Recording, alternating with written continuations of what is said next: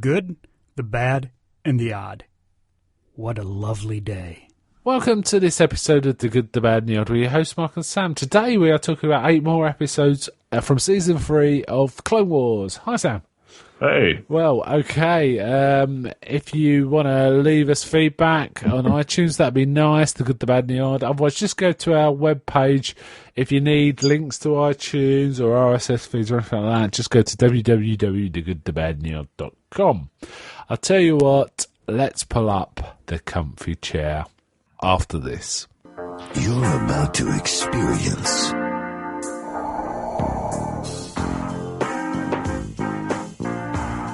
the cultural phenomena. What's it all about? Know what I mean? That's sweeping the nation. Oh yeah, it's happening. It's frightening what we've created.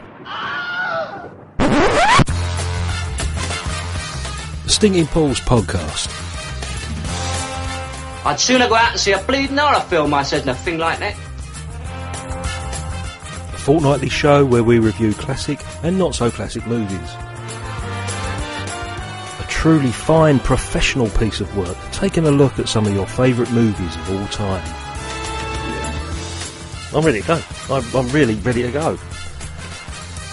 No, I'm not. You can find all our previous episodes on our website, stinkingpaws.com.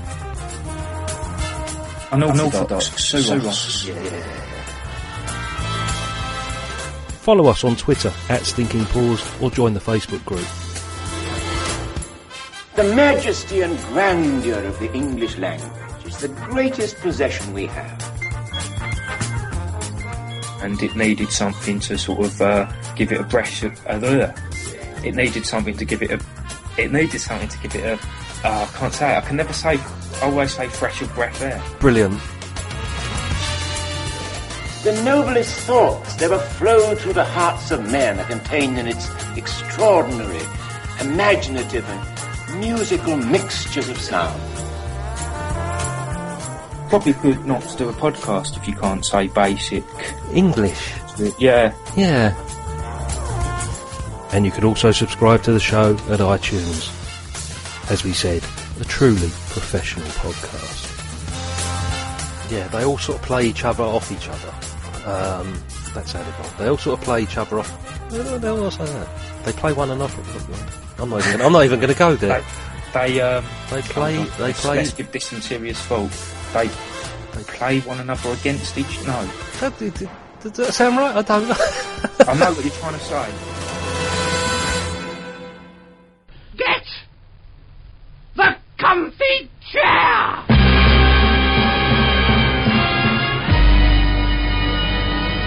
Right, okay. We're also available on Stitcher, I should have said, actually, in the first bit.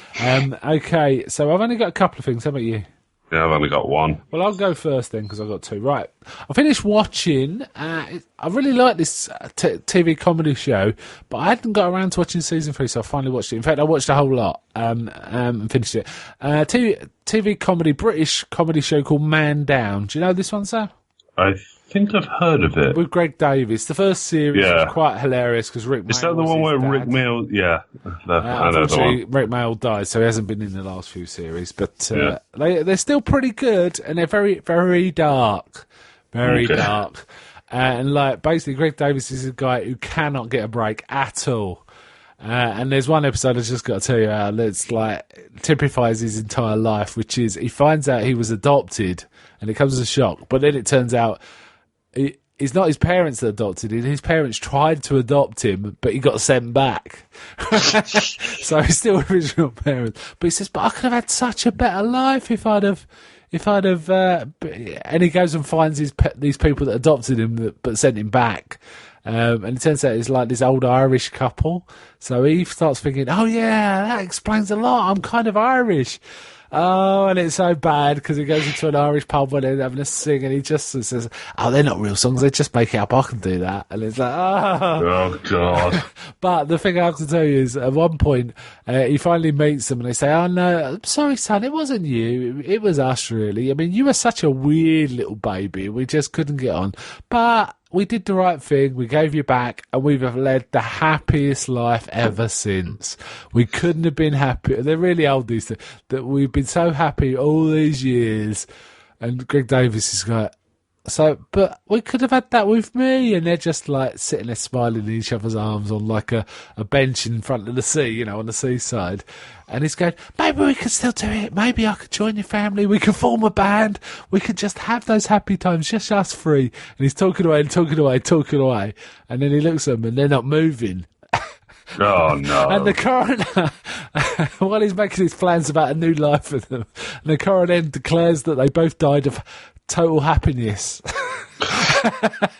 So before he could do any plans with them, they died of total happiness. And he's just going, he's sort of going, God, the universe is, you know, really they've really pulled their finger out on this one to get me, you know, and stuff like that. It's super fun. But the one thing I will mention is on the very last episode, he goes into a cafe now and again, run by the most unpleasant woman you've ever heard, right? She's really foul. Her name's Shakira, but she just shouts and she really hates everyone. And if he calls her any trouble, she shouts, Bob, out the back. And this Bob never comes out. But in this very final episode, I think, Greg Davies is about to like emigrate, and she calls Bob, and he's like had enough of everything. He goes, right, that's it. I'm going to go talk to Bob myself. You don't have to call him. I'm going to go and talk to him. And he goes out, and couldn't believe it. It was Mark Hamill. Mark Hamill's kind of sitting hunched up like a traumatized old man, right? And he's going, I left my country to come live here because Greg Davies is thinking about emigrating. He goes, for that woman, what did I do? He grabs Greg Davies, looks him in the eye, you know, really intense. He goes, she sleeps with a brick in her hands. And it was amazing to see Mark Hamill in this goofy British comedy. It was super funny. I wasn't expecting it at all. Did not know. It was amazing. It's a good comedy though. So 3 seasons of that. And I think they're planning another one. But he's such a loser. Like, he's got these weird friends. One's this woman who's really doesn't understand life whatsoever. In fact, she opens up this shop where she says she sells everything because she sells one thing of each letter of the alphabet. Like H is hammer. That's it. That's what she sells. She sells 26 things. But she thinks that she sells everything because it's one for every letter of the alphabet. Oh, God. And she can't think of a name for the shop. But in the end, she realised what it is. She goes, I serve something that is special for everyone. So she calls the shop Special Needs. Oh, my God. Anyway, Only I've gone the on about British. this way longer than I was intended to. So back to you. Okay, now I've been playing Mass Effect 2 because I finished Mass Effect 1. Point the save over. In particular, I've been playing the Overlord DLC for it, which is probably the closest Mass Effect gets to proper horror. Like, there's some fairly creepy bits during the base game. Was it like a bit Bioshocky, you mean? Yeah, kind of. In fact, probably more than that's probably more accurate than you realise. But the premise is that some rogue VI, which is like, okay, so VIs in Mass Effect are our equivalent of an AI. Right, yeah. And there's AIs in Mass Effect which are like fully realised individuals, but they're digital. So I presume AIs try to emulate humans and VIs are just simple programming things. Yeah. Right. Okay. Basically, someone made a VI that tried to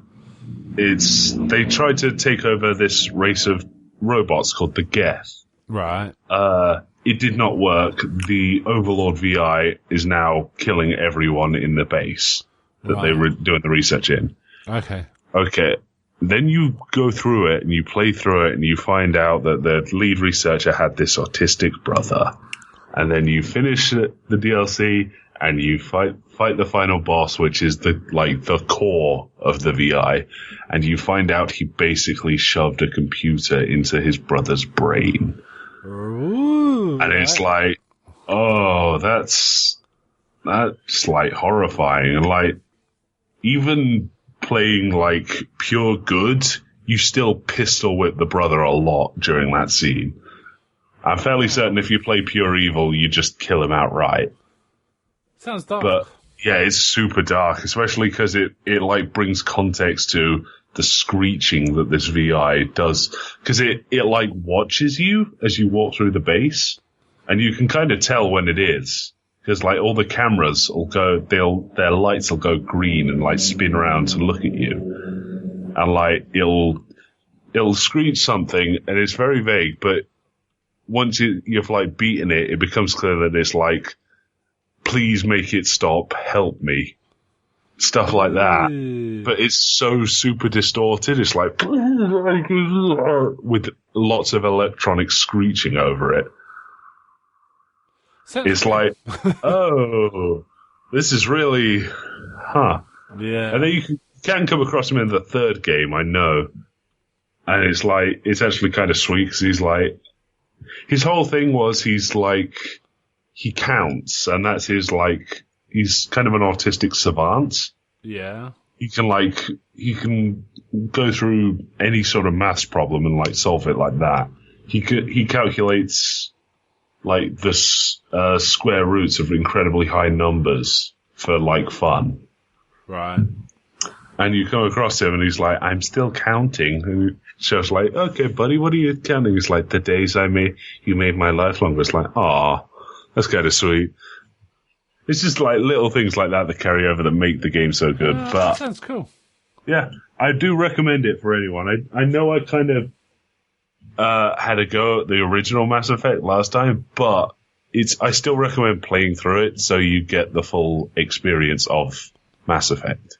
Oh, okay. It's not my cup of tea, but I just hear it was in the news again recently about some new character, and I can't remember what the news was. I remember seeing it's because there's a new game coming out. It might be they released like a I can't remember, so many minutes like gameplay preview. Yeah. For certain characters' loyalty mission. Okay. So yeah. Okay, back to me then. I watched a movie that came out last year called The Girl on the Train. Does that ring any bells for you? I did this. Yeah, we saw I saw trailers anyway. It looked kind of cool. It was a famous book by a British sort of crime author. Something Paul or something. I think. Anyway, yeah, it's Emily Blunt and lots of actors you probably either don't know or they're more character actors, and they're not famous. There's no names as such. Yeah. It's pretty good. It was kind of a thriller. It was kind of felt like the sort of film Hitchcock would make now if he were making films still. Obviously, okay. Yeah, he gave it when he died. And it had a kind of, that was an American film, though Emily Blunt's British, but it was kind of American. It looked like it was set in America, on a coast, right?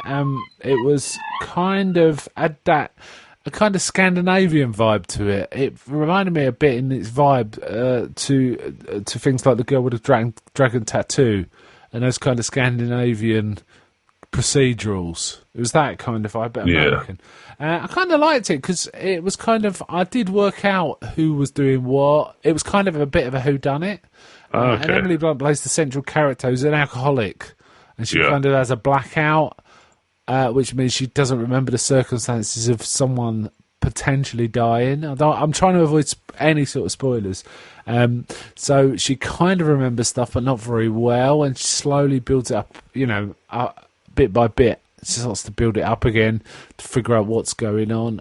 But it's interesting because it's about the three main... There's side characters, but three of the main characters are three women who are kind of interacting, but not much.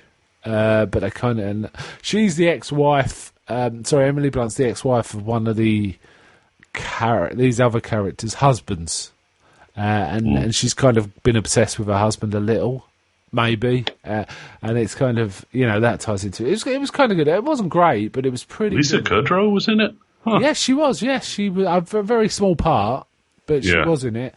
And I found it quite interesting. I found good thriller, I thought. Good on the small screen. I reckon it would have been good on the big screen too, because it was kind of cinematic, but it worked very well, in the front room as well. As thrillers often do, psychological thrillers. So rather enjoyed it. I'll give it 7 out of 10. So that's me. That's you done too, right? That's okay, all. let's get on to the main course then, and get on with it. Yeah. Get on with it. Yes, get on with it.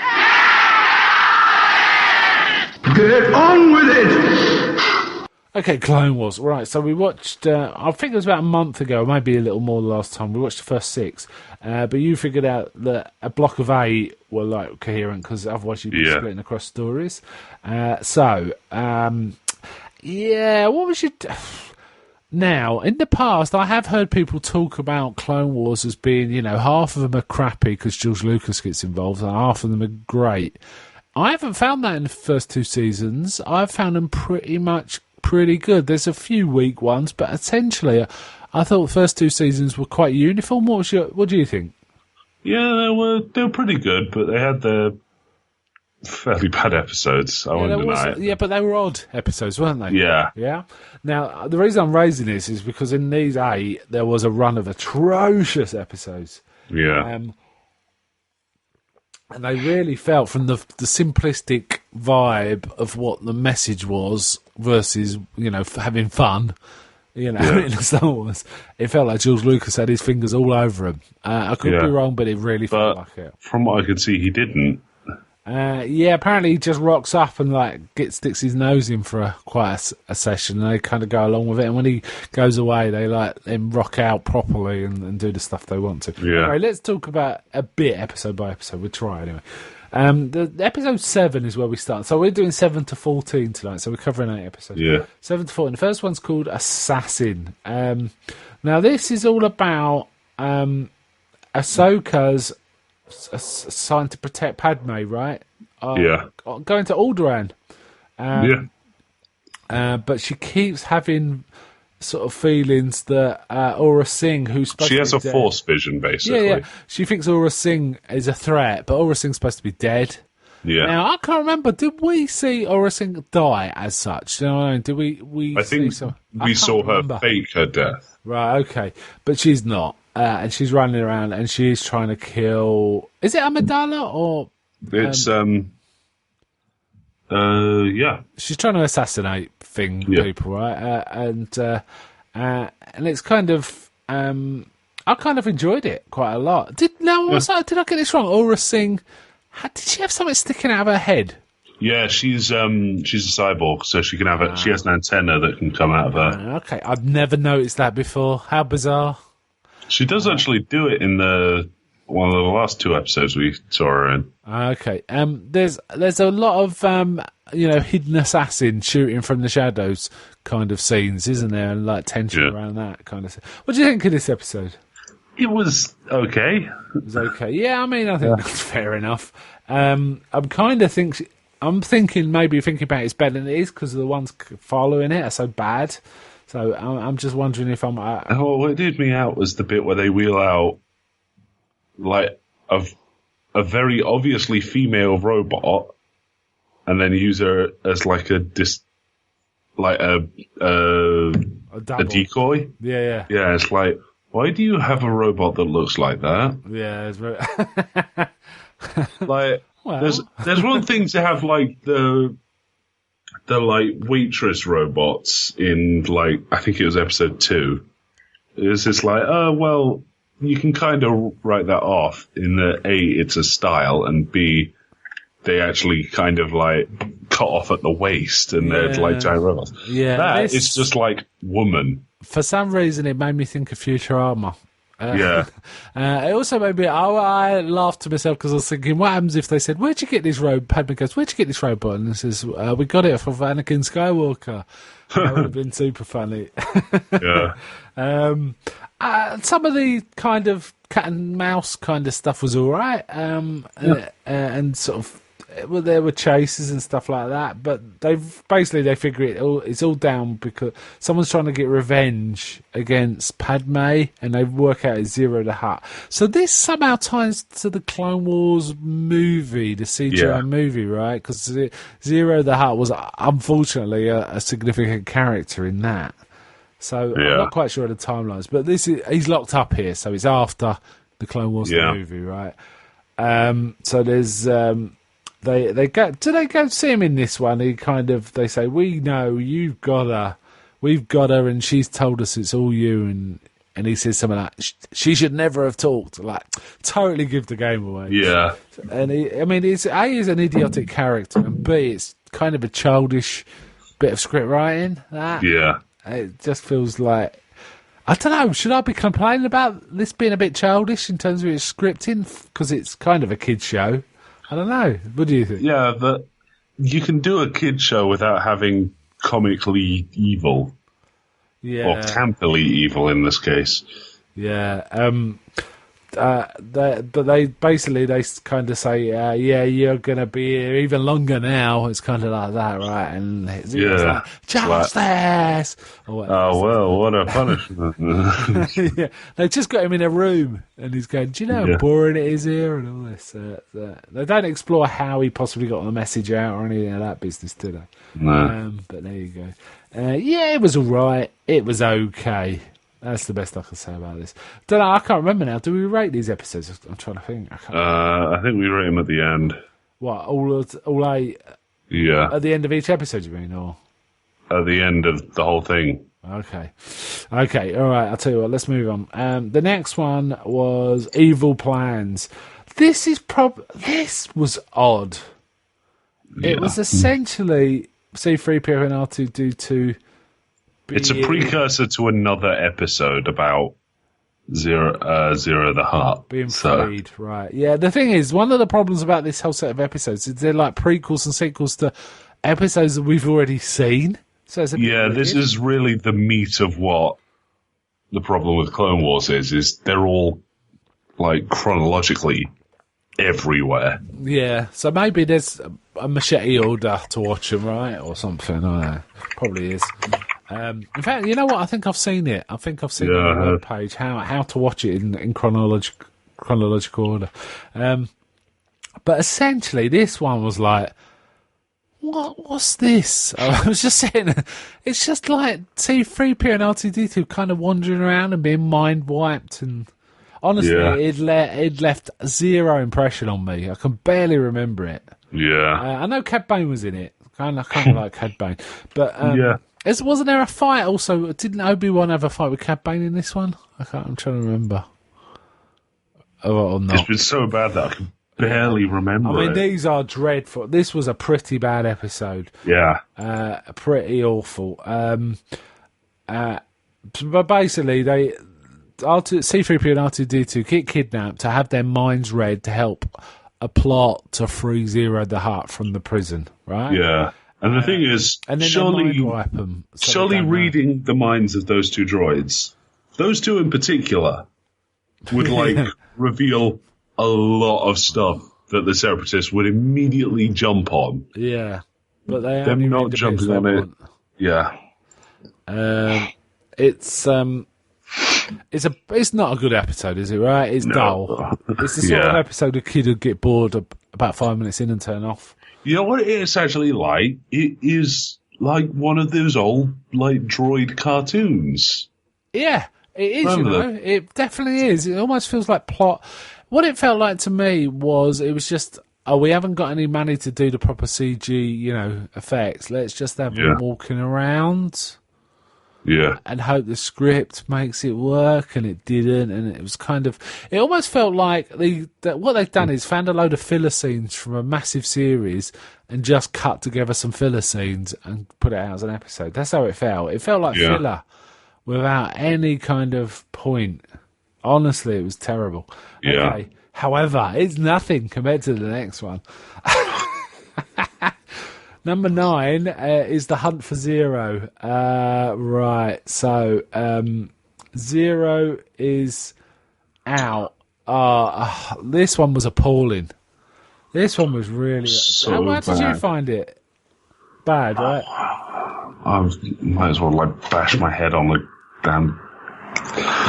damn desk to illustrate just how awful I think it was. It was basically... The only thing that was going for it is it revealed a bit more about the Hutts as a whole. There was a Hutt council, and they were kind of... Yeah. And some of them didn't look like Jabba, did they? They had like longer heads and things, and they were all like...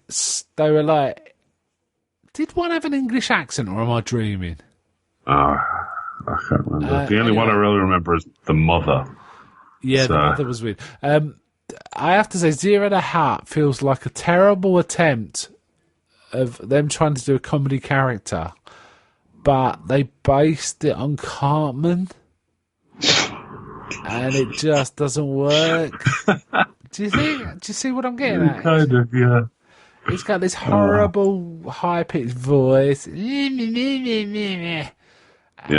And also he's got a girlfriend in this, so I always thought he was gay, actually, for the Oh, no, the girlfriend's in more than just this. What do you mean? She's the singer in Return of the Jedi. She's the singer in Return of the Jedi. Yeah, you know In fact, that awful CG sequence? Isn't there's a song and dance sequence in this, right, with dancers wearing giant Hutt heads for hats? Shoot me. Yeah, and she's like, we're big. And she's got an annoying voice as well. Yeah. Oh, it was terrible. This is actually the worst episode I think we've seen so far. Yeah. I don't think it's even close. And I was talking about this to someone, and I was saying, "Oh man, this episode was terrible." And I was sort of describing it, saying, and then I had to kind of say, "Look, this isn't just because the characters are bad. The whole thing was terrible." But I've enjoyed other episodes of Clone Wars with bad characters. Like, for example, there's the episode with Jar Jar and C-3PO, which I quite enjoyed in season 1. Where they think he's a Jedi Master. But so it was just everything. It was just awful. It's just, what were they thinking? It is a bit like when you watch Star Wars Holiday Special and you think, what were they thinking? Yeah. And it's like, oh my God. And I just feel that, I don't know, I just detect the stench of George Lucas with hands on in this. This was terrible. And then she kills Zero, so... Yeah. Wait, well, that storyline went somewhere. Yeah. Okay. Okay, so I've got to say that one was so bad, it kind of made me not stop concentrating on the next three, but I did watch them. Right, okay. So the next one was Heroes on Both Sides. Not as terrible as Hunt for Zero, but it was proper, hippies in space kind of stuff, it felt like to me, let's all get on and, if I go to this planet and I can get the separatists to vote for peace, because basically there's like a bit of rabble rousing going on in the Republic, right, to drum up the troops and stuff like that and vote through more powers. They basically have to deregulate the banks to free up funds to buy loads more clone troopers. And it's like, this is so boring. Stop it. Yeah. So Padme and Ahsoka go on this secret mission, but basically Padme talks Ahsoka into taking her, right? Because it's like, well, you're a Jedi, you're allowed to go to these places. I'm not allowed. If I come as your guest, we can get to this, we can go to the independent system. So they actually do sit in on a separatist parliament or something, right? Yeah. Actually sitting in as observers watching it, and they actually see the separatists vote for peace, sue for peace, right? Yeah. Decide to go for peace. And it's like saying, why are they all fighting? Isn't there one scene early on where Anakin's there and he's saying, I don't really understand politics. The separatists say the Republic's corrupt and the separatists are wrong, so we have to fight them. And Padme's like, it's not that straightforward and all this kind of stuff. And Ahsoka's going, I'm confused. Yeah. So it felt like a Janet and John kind of, this is war, kids, it's bad. Yeah. It was kind of that. Do you think? Yeah, I generally hate it whenever Star Wars tries to touch politics too much. Yeah, it just is bad. It's boring. It's boring. And a class action lawsuit is not fun. Yeah, it's Court cases in general are not fun. No, aside they from can be, one that's coming later. When they're adult 100%. dramas with proper actors, right? Not with CG, Muppets. But doesn't Grievous then the end bit wasn't bad, was it? It was Grievous causes an attack with these droids. Is it like droids that turn into bombs or something? Is that the one? I think so, yeah. So basically, it looks like the Separatists have attacked while they're debating peace. So it's like, the war's going on. But don't they still not vote for the new money? I'm trying to remember. I lost track, really. Wait, no, we're mixing two up. Oh, God, we do this all the time. Well, that's all right. It doesn't matter. There's one episode where they're trying to free up the banks, and there's one episode where they're trying to, sue for peace. Yeah, the one... Sorry, I have mixed them up. Because one is let's go to the Separatist planet and see them trying to sue for peace and learn about how everyone everywhere is all the same, really, and we all should live together in harmony. Right, that's the first one. The second one is about the Senate trying to push through the banking plan, trying to get deregulated. So it's that. But then they sort of go, so what's the fees for this? He says 25%. And he says 25%, but it was only 10 before. He goes, that's before you deregulated us. It's like, this is so... try it. Obvious stuff is obvious. You know what I mean? Yeah. Oh man, it was. They were much of a muchness. That's the trouble. They had kind of the same vein.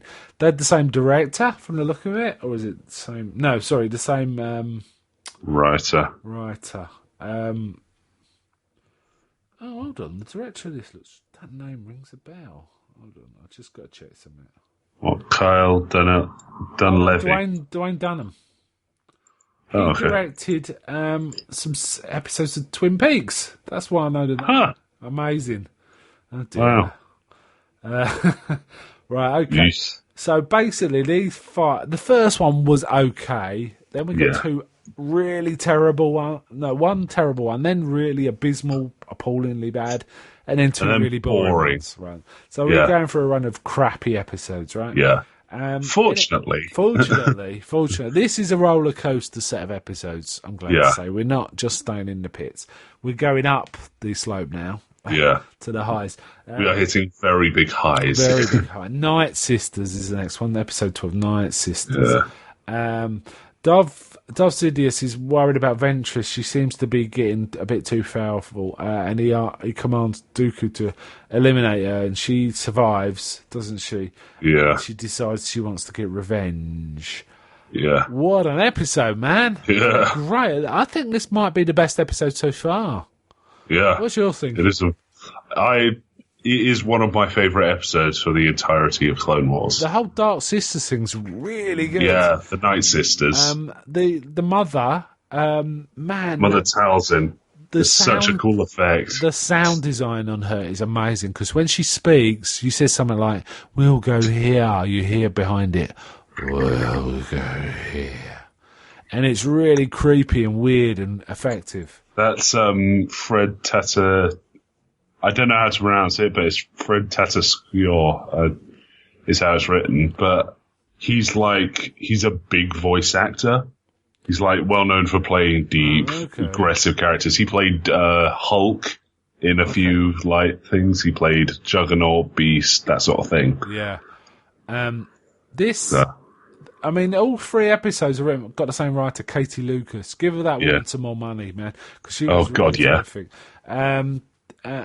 That whole going back to her home planet to get assistance, and the mother joining in, and she gets two other witches to join her, and there's a massive attack on Dooku. Yeah. Which is amazing. They're kind of invisible, but he's blinding them. They blind him. Yeah. somewhat. So, and he can't see it. Yeah, and he basically almost gets taken down, but then he turns on beast mode, right? Yeah. He has to takes him out completely. Yeah, he has to turn on beast mode to this. Yeah. Absolutely amazing episode. Really good episode this was. And unfortunately, it's the greatness of this episode made me forget all the earlier, not unfortunately, but for this podcast, made me kind of forget all the ins and outs and nonsense of the earlier episodes, because this was so good. What a great 20 minutes this was. Really worth seeing. And it doesn't stop there, does it? It doesn't stop Oh, no. We got 3 episodes of this. So awesome. So that was the first one of this kind of mini trilogy of episodes. Yeah. The second one was called Monster. Here, Dooku knows that Ventress is behind it and goes and sees Mother Talzin, who was kind of behind it all anyway. Yeah. And she sort of says, why don't you take on a new apprentice? And they kind of raise the spectre of Darth Maul. You know, they said, he was of this race, our race, he's a man of our race. How about someone? And they go through this quite lengthy training or testing mechanism for all these male warriors. Now, the males of the species are meant to be quite fearsome warriors, but there's one where it involves 2 brothers, and one's a bit of a weed compared to the other, right? Yeah. And they're kind of trying to look after each other. It's not really a proper picking process. Ventress kind of just walks through the village and goes, you with me. You. And just points to both of them as they're sitting there. Yeah, no, but once they actually then start their tests, it becomes that way, right? And it's kind of brutal. Is it to death? I can't remember. Yeah, but he refuses to do it. Yeah. Savage wins, who turns out is the brother of Darth Maul. Yeah, it wasn't quite clear. I didn't know if they were using brother in the not non-literal sense. No, they are being very literal. Okay, Maul is part of a triplet. It's spelled Savage Oppress, but they pronounce it Savage Oppress, right? Yeah. And they call him a clan brother, so I wasn't sure if it was literally a brother. Yeah, there's the Night Sisters and the Clan Brothers. So they're basically, this is the guy who's going to become Dooku's apprentice. Yeah. But they plant their own like psychic sleeper commands inside his head, right? Yeah. Because they want to use him to take out Dooku at some point, but obviously he doesn't know this. Is it? And Savage is a beast. Savage is an absolute beast. And at the end, they kind of give him a choice of, kill this guy. I don't want to spoil it, but they kill this guy. And he wouldn't have done it normally, but he did. So he's 6 years old. I think we can spoil it. All right. But he basically does something he wouldn't have done if he weren't being mind controlled, right? And he is. And then they shortly demonstrate him against Jedi, and he can shrug off blaster fire to the chest. Yeah, he also takes him out without even a lightsaber. Right, he gets a lightsaber eventually, but he has like a magic spear. weapon, a magic sphere, right? Spear. Very Germanic, Germanic folklore-ish. A magic spear. You better. It's Clancy Brown. I didn't realise that. That even makes it better.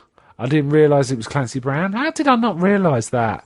The CG on this is really good. He's quite a bit bulkier than Darth Maul, isn't he? Well, he starts off small, and then they start casting their spells on him, and he gets huge. It's a bit like that liquid thing they were using in the Clone Wars animated series on Netflix, right? He gets really big. He's a proper tank, but he's fast and he's really effective. And he can do force choking too, right? He does a bit of that. He kind of use the Force. He doesn't. He tends not to use it as much later on, but he takes out a Jedi and a Padawan. Easily as well. Not even close.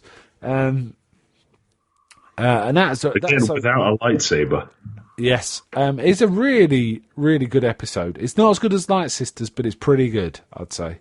What's your thoughts? I really love this whole. Unfortunately, he's like, this episode seems to imply that he'll be in it a lot. He's not in it as much as it would seem. So, that's a shame, because he's a real good villain. In some ways, he's better than. He is a proper reflection of Darth Maul's kind of place in the Star Wars, isn't he? Like a real beast that just pops up and does stuff, right? So there is a bit of that. He's an absolute animal when it comes to fighting. So so basically, he then gets he becomes Dooku's apprentice, right? Yeah. And Dooku then starts training him up, and he's still really angry and stuff, and he's making some rookie mistakes, but he trains up really fast. Yeah. Dooku trains him up really fast. I would have happy to see half a season on this stuff. Oh, yeah. I've got to be honest. But unfortunately, he kind of disappears until the end of next season. So that's a shame. Dooku sends him on a mission to go and capture the king of the flying Sicilian things. Yeah, the Toydarians. The king, who we've seen before, haven't we? He was in the first episode. Wasn't he in the ones about the zombies as well? The zombie mind slug things. Do you know the one? Might have been. I don't think so. No, that was the Geonosians. Oh, right. Okay, my mistake. He gets sent to go capture him alive. But when he's doing that, Obi-Wan and Anakin turn up. They're chasing down Savage Opress, right? Because they've got like footage of him killing the Jedis. Yeah. So they want to bring him in. Say again? Unfortunately, they want to bring him in. Yeah. Unfortunately, during the fight, King Katunko gets killed. Yeah, well, Savage chokes him. Force breaks his neck, right? Yeah. Pretty much, because he tries to fly away. Instead of just pulling him back, he's like, all that. Yeah. He's got all sorts of tricks, this Sith. I don't know what he is at this point. He kind of drops, he sticks his saber into the floating platforms and it drops and all sorts of stuff like that. Yeah. But basically he gets away dragging the corpse of the king and throws it into the ship. Because at that point I thought, is he alive? I'm not quite sure. He looked like he broke his neck, but he might have just choked the wind out of him. I don't know. And then Dooku confirms it. So like Dooku's like, you imbecile, I told you to bring him alive. Now you're paying. It's like Dooku starts having a go then. And then Ventress jumps in. Don't they also they activate their sleeper thing? But it doesn't quite work out how they think, does it? No, because during the confusion, Ventress swings at Savage a couple of times, and he takes that for betrayal. Oh, I didn't realise. I thought he just decided to be his own man. Right, no. But basically, he thinks that she's betrayed him. So. I mean, Dooku's doing his best to hold off these two, and he's lucky in that they're both not having a go at him. They're kind of having a go at each other as well. But it's basically a three-way fight. Literally a three-way it does get kind of confusing because there's like 5 red blades swinging everywhere. It does. I should say at this point, of course, that Savage has got a lightsaber. Of course it's a double-sided one. Yeah, it's like Darth Maul's. Yeah. So that's kind of cool. Basically, Savage rages out, but he manages to escape. Savage actually does go back to Mother Talzin, right? Yeah, who directs him to try and find Maul. Yeah, she said, but she doesn't say that, does she? She says, you have this so-and-so, and it's like through a crack. She says to follow the path of Maul. She gives him a necklace that acts as a compass or something. Is it a necklace? Yeah, she gives him a spell of some kind. Yeah, she gives him an artifact that can take him to Maul. I'm sure it's an artifact, a physical thing. But we kind of see Maul's face in a cracked crystal ball kind of thing. Yeah. But they don't actually say Darth Maul, but it looks just like Darth Maul, so... no, they just call him Maul now. Oh, did they actually name him? Because I didn't catch that. Yeah. Okay. All right. So, like I say, that's the 8. Highs and low. Talk about highs and lows. Low, the lowest of the low, and possibly the highest of the high, right? In these. Yeah. The first 5, I want to punch whoever decided that we needed 3 episodes in a row about Zero.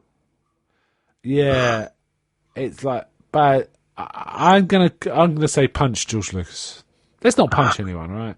Let's just curse them, like Jedi, like Sith witches. Yeah, I do like this whole planet of witches as well. Oh yeah, the Jedi says the planet of the witches. Like, that sounds dodgy, right? But the whole Zero stuff was the Jedi, the R2-D2 C-3PO being kidnapped for mind swiping was goofy, and then it was Zero, and then it was more Zero, then it was trade disputes and voting for peace and arguing with the banking clan. It was just so dull. I'm glad it picked up. I'm glad we didn't watch 5. Yeah. That would have been so good. I was like, do we have to do more of this? But these 3 were a pretty elite set. Here's the thing. I know you wanted to watch it, but I was like going to suggest we just like skip that bulk of episodes and watch the Night Sisters arc and the next arc, because they are brilliant. Well, I'm kind of a bit OCD, so I'd want to do a complete run. Yeah. So, I wanted to do it. I'm kind of glad we watched them, but I'm definitely never watching them again, ever, under no circumstances. But this Night Sisters... In fact, you know what? I think when I've watched all these, one of the first ones I'm going to go back to are some of the early ones of season 1, which I really like Yoko and the Clones. The Clones doing missions was kind of cool episodes. And definitely this trilogy of Night Sister stuff. Yeah. Witches stuff. Really enjoyed it.